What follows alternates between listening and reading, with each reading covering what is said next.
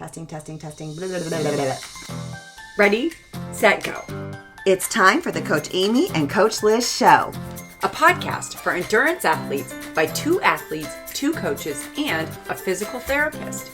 We are your hosts, Coach Amy And Coach Liz. coming to you from Kansas City. Hi, peeps. I'm here under duress. Liz is all upset at me. You guys, this is hilarious. So, whenever we start like before we turn the record button on, we go me, or something like that, which is silly because we don't know what we're doing. It's just to make us laugh, right? We just have to enjoy ourselves over here. And so then I was like, you know what? There's these drills that actors do before that or even like talking heads, like news reporters, whatever. So Weather reporters. weather reporters. So we're gonna do it. You are gonna do this one. Yeah. Liz, Duress. I'm this one. under duress. You have to say it nice and clear and fast. Oh my God. Go. Red lorry, yellow lorry. Okay, I'll do this one. I like New York, unique New York. I like. Okay, this one you get to do. Oh my gosh. What? Oh, this is. Do it. No one goes. Keep your head out of the gutter on this. How can a clam cram in a clean cream can? Okay. Scissor, sizzle, thistle, sizzle. Oh my God, you got the fun one. Okay, but I think you have to say them over and over again. Yes, you don't so get to pick say your them favorite once.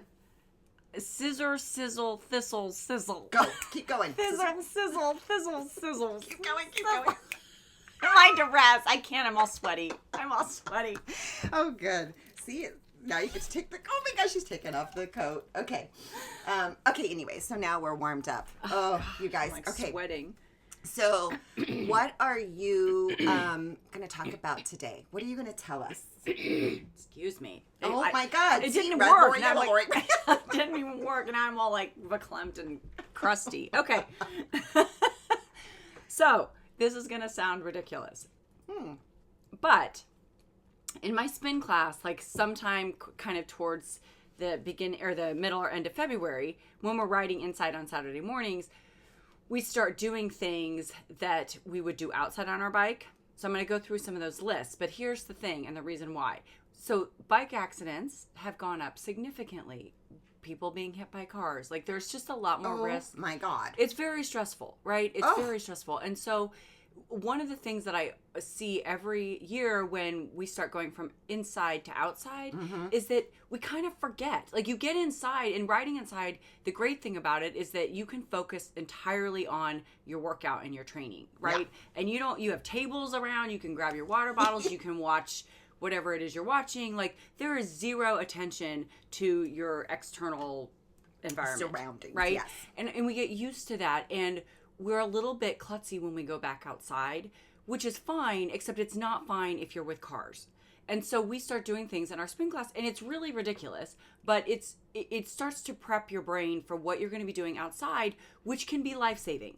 Love it. So on our bikes, so I'm just going to talk about, so you have the external environment, which is going to take a much different focus because you're looking out for potholes, rocks, cars, red lights, weather factors, other bikers. I mean, take your pick. People crossing the road. And then there's also just the idea that when you get outside, you have to do so much more stabilizing with your body. So it's physically exhausting in a different way than it is riding inside. So between that and then the fact that your brain is having to work much harder, and they've shown that when you're focusing mentally, that does have a physical impact. And so especially, if you're somebody that's training for maybe an Ironman in May and you've done a lot of long rides inside. And so as soon as the outside riding is available, you can go outside and maybe you're immediately going outside for, 3 to 6 hours plus on your bike. It's a lot of time, and that's going to accumulate by the end. The fatigue of that is going to be very real. And as we get tired, the risk increases. So practicing some of the stuff, like it sounds ridiculous, but it really is a way to kind of just start prepping.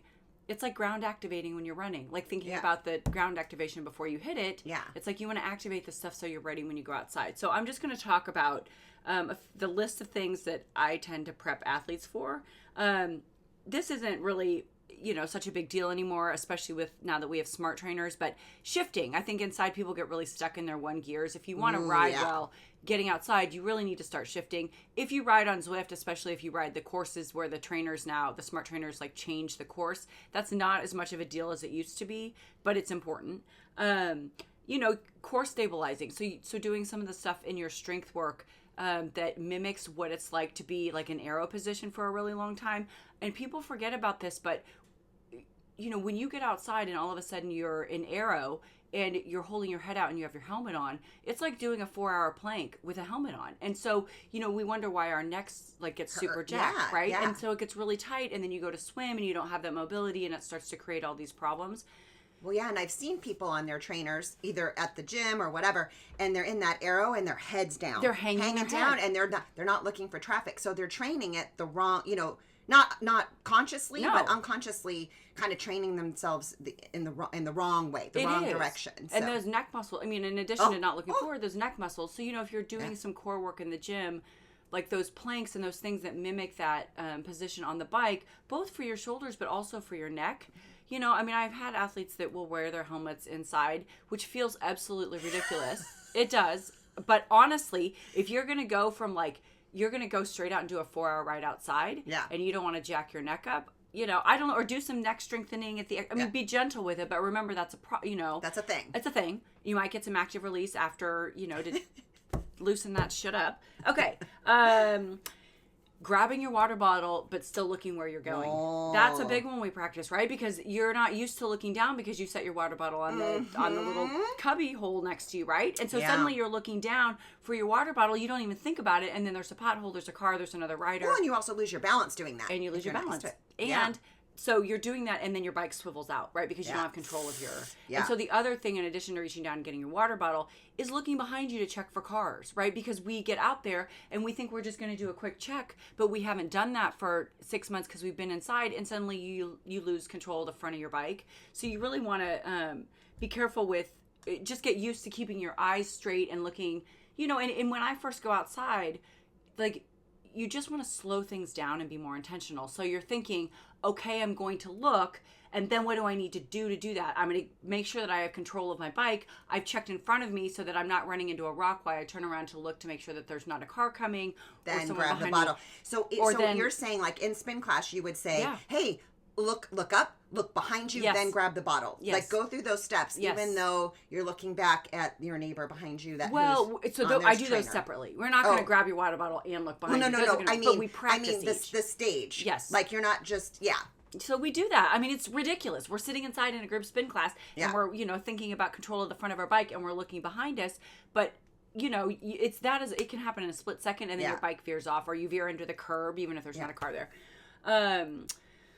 Of course, drinking on schedule, keeping that routine of drinking every 10 to 15 minutes inside, even, though that you may not need to, but then you have the habit when you get back outside and you're, again, if you're distracted by all these external and environmental factors and you're out there for a 4-hour ride or even an hour ride, you're going to be distracted and you're going to forget to nail your nutrition. So if you've made that a habit even inside, the habit is going to stick with you much more easily outside.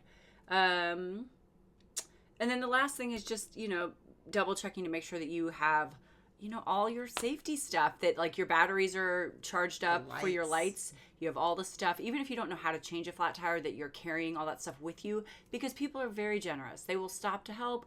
Maybe you need a ride home, whatever. You need to just have that stuff available. If you don't know what you need, go into a bike store, they'll help you, but carry that with you every time. And, make sure you've got your bright clothing on, and that you have just, remember that it is your job to protect yourself out there. And so you have to own it. You got to check, you got to double check. You have to make eye contact with people that are in front of you and around you. You need to be yelling. Like the old school bike hand signals, nobody knows what those mean. You point, you yell, you make eye contact.